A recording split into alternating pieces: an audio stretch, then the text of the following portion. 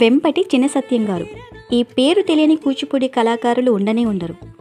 1929 October 15న Vempati Chalamayya, శ్రీమతి వరలక్ష్మమ్మ దంపతులకు కృష్ణా జిల్లా కూచిపూడి గ్రామంలో జన్మించారు మన వెంపటి చినసత్యం గారు.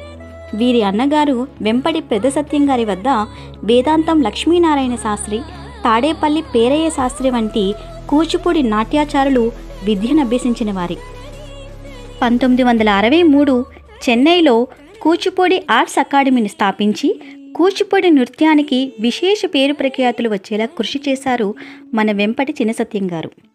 తమిళనాట భరతనాట్యమే విరాజిల్లుతున్న తరుణంలో కూచిపూడి నృత్య సంప్రదాయాన్ని తమిళ కళాభిమానులకు పరిచయం చేసి భరతనాట్యంతో సమానంగా కూచిపూడికి దీటైన స్థానాన్ని సంపాదించి పెట్టారు. చినసత్యం గారు తన సోదరుడు వెంపటి పెద సత్యం గారి ప్రోత్సాహంతో పలు సినిమాలలో నృత్య నిర్దేశకత్వంలో సహాయకుడిగా పనిచేశారు. 1984లో అమెరికా పిట్స్బర్గ్లోని వెంకటేశ్వర స్వామి దేవస్థానంలో ఆస్థాన నాట్యాచారుడిగా కూడా పనిచేశారు. 1980 ఆంధ్ర విశ్వవిద్యాలయం నుంచి గౌరవ డాక్టరేట్, కళాప్రపూర్ణ, నాట్య కళాసాగర్ వంటి బిరుదులను అందుకున్నారు.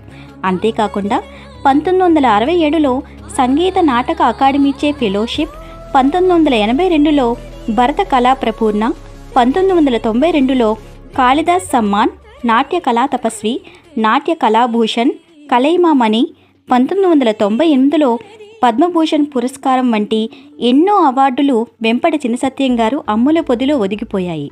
2011-12లో లైఫ్ టైమ్ అచీవ్మెంట్ పురస్కారాన్ని కూడా అందుకున్నారు.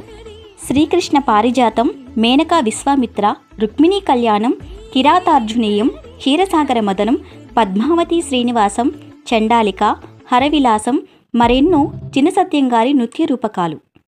ప్రముఖ నాట్య కళాకారిణి శోభానాయుడు, నటి ప్రభ, why Vijaya, Vyjayanthimala, Padma Menon, Vanisri, NT Ramarao గారి కుమార్తెలు పురంధరేశ్వరి, భువనేశ్వరి వీరి శిష్యులే. చెప్పుకుంటూ పోతే చినసత్యం గారి శిష్య బృందానికి అంతే ఉండదు. చినసత్యం గారికి 2 కుమారులు, 3 కుమార్తెలు. వీరి కుమారుడు వెంపటి రవిశంకర్ కూడా నాట్యాచారులే. 2012 జూలై 29న వారు ఎంతో ఇష్టంగా స్థాపించుకున్న చెన్నైలోని కూచిపూడి ఆర్ట్స్ అకాడమీలో తుదిశ్వాస విడిచారు. వెంపటి చినసత్యం గారు మన మధ్య భౌతికంగా లేకపోయినా కూచిపూడి నాట్యంలో ఇప్పటికీ వారు సజీవంగానే ఉన్నారు. కళ పంచే కొద్దీ పెరుగుతుంది, ఇది విద్య, వ్యాపారం కాదు అని నమ్మిన వారు మన వెంపటి చినసత్యం గారు.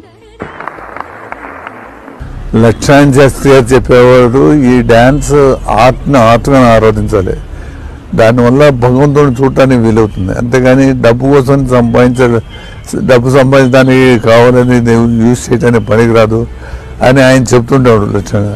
అది నాకు చాలా నచ్చిన పద్ధతి ఆయనతో. అందువలన ఆయన పద్ధతి నేను అలాగే ఫాలో అయినాను. కూచిపూడి నాట్యం ఇప్పటి మన తరాలకు కూడా అందుతుంది అంటే అది వెంపటి చినసత్యం గారి కృషి.